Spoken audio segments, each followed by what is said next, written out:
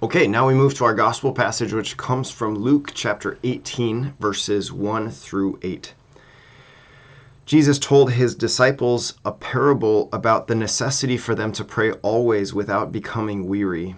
He said there was a judge in a certain town who neither feared God nor respected any human being. And a widow in that town used to come to him and say, "Render a just decision for me against my adversary."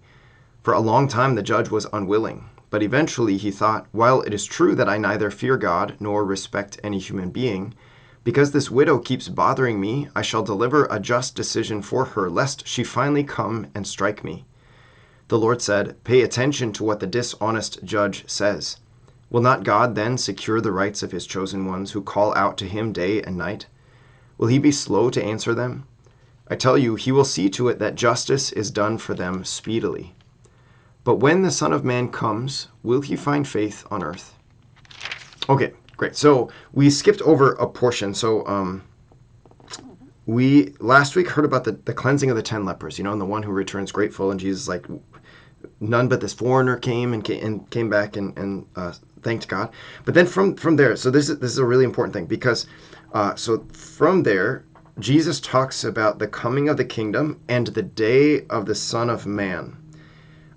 So he's talking about the suffering of the Son of Man, but then from there he talks about this judgment that the Son of Man is going to have, that he's going to return, what we would call the second coming of Jesus. That's important, because then when we talk about the persistent widow, or this need to pray, this parable that he gives, and then next week we're going to hear another parable when he gives another parable about the need to pray with humility. So this one is like to pray persistently. Next week is going to be about to pray with humility, but we'll get there when we get there next week. So anyway, so when he's talking about this whole thing, he's like, okay, there's this event that's going to happen, and you're going to want to be prepared for it. And so what's the best way to be prepared for it but by your prayers, and to have the proper intentions and the proper practices to your prayers.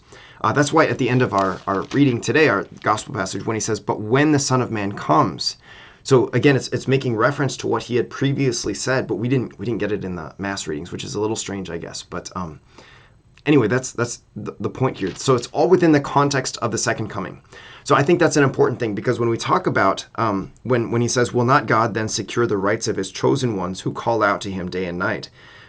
When we hear that question from Jesus, we think to ourselves, well, there's injustice happening against Christians all the time. All over the place. There are Christians who are being killed in other countries. There are Christians who are being persecuted in our own country and in other countries. There are laws that are being disrespected. It seems like he won't secure the rights of his chosen ones. But if we can look at it within the context of the second coming, then we can understand that this parable is not about us receiving our earthly benefits for, like getting what we deserve on earth. But instead, it's about talking about our heavenly benefits, that those who persist in their faithfulness to Jesus, yes, they actually will be, they will receive justice from God, because it is a matter of justice that those who are faithful to him, because of his goodness, that they will receive an eternal reward.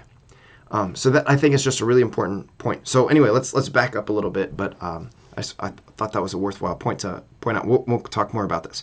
Okay, so anyway, this parable that Jesus gives here is only found in the Gospel of Luke. It's not found in any of the other three Gospels. So it's only found in Luke's Gospel. And of course, it involves this widow. So he told a parable. Luke tells us, actually. Luke gives us a little clue about what it's all about. He told his disciples a parable about the necessity for them to pray always without becoming weary, which is just a really important point, This, I think, is especially the case for anyone, I guess. Really anyone. I want to say it's especially the case for younger people, because we might look at our lives and see, like, gosh, it could be a long time that we have left to live. Whereas as you get older, you just start to see, like, okay, there's actually getting to be more in the rear view of my life, and there's getting to be less through the windshield as I look forward. And so, like, yeah, I need to get myself ready.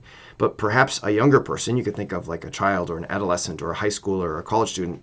There's so much of my life left to go, and it's like it's hard sometimes. It's hard sometimes to be faithful to the Lord, and I can just imagine the difficulty of that, of persisting in that.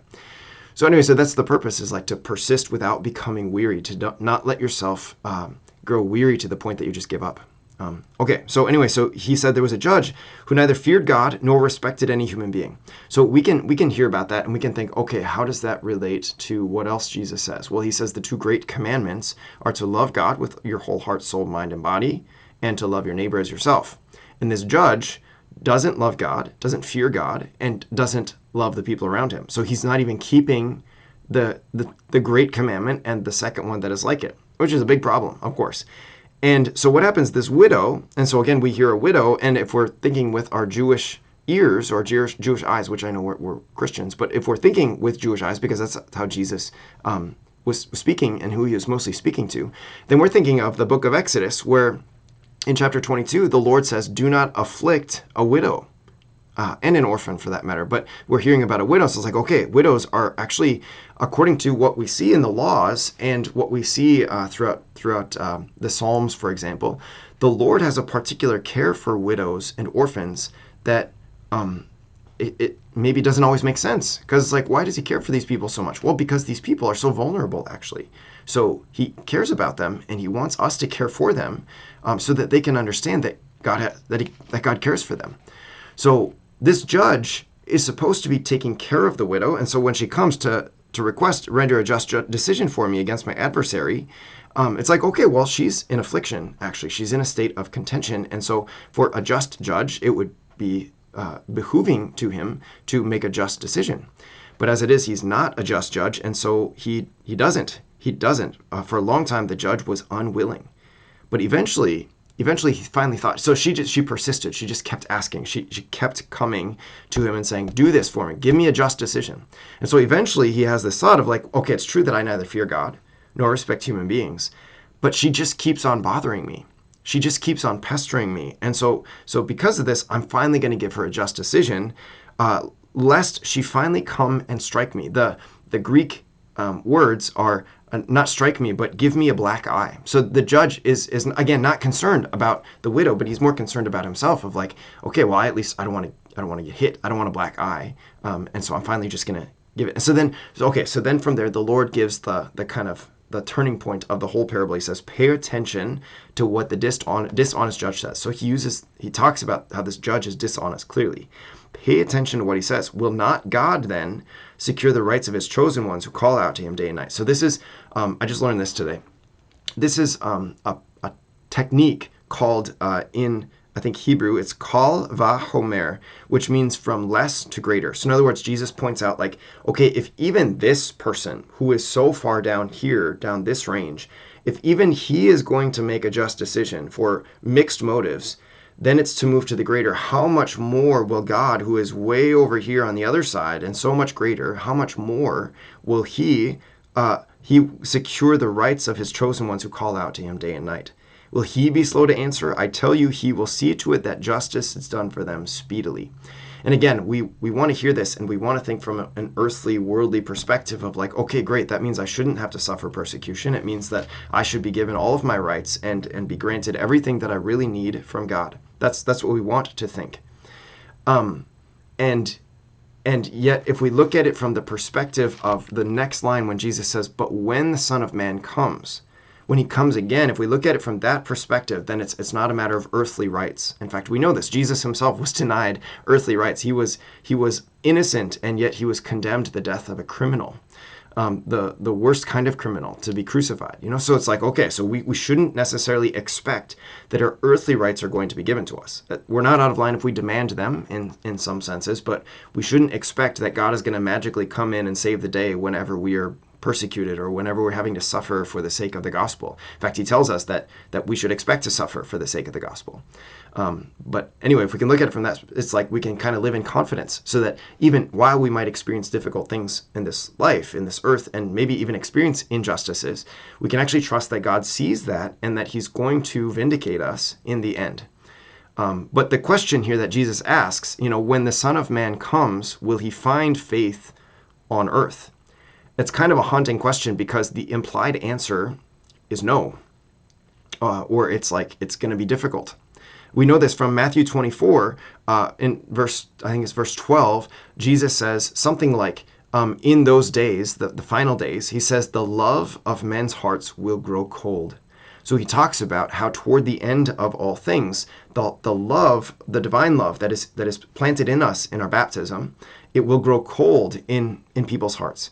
So again, there's this implication that there will, the faithful remnant will be small, will be few in number, so that when the Lord comes, that yes, we'll be vindicated. Those people will be vindicated, but many people will have turned away from him by that time, if not even most people, if not even all people. Who knows? But anyway, that's the implication that he's giving. So it's kind of ending with like a haunting message, like, yes, for you who are seeking to be faithful, persist. That's why you got to pray without becoming weary.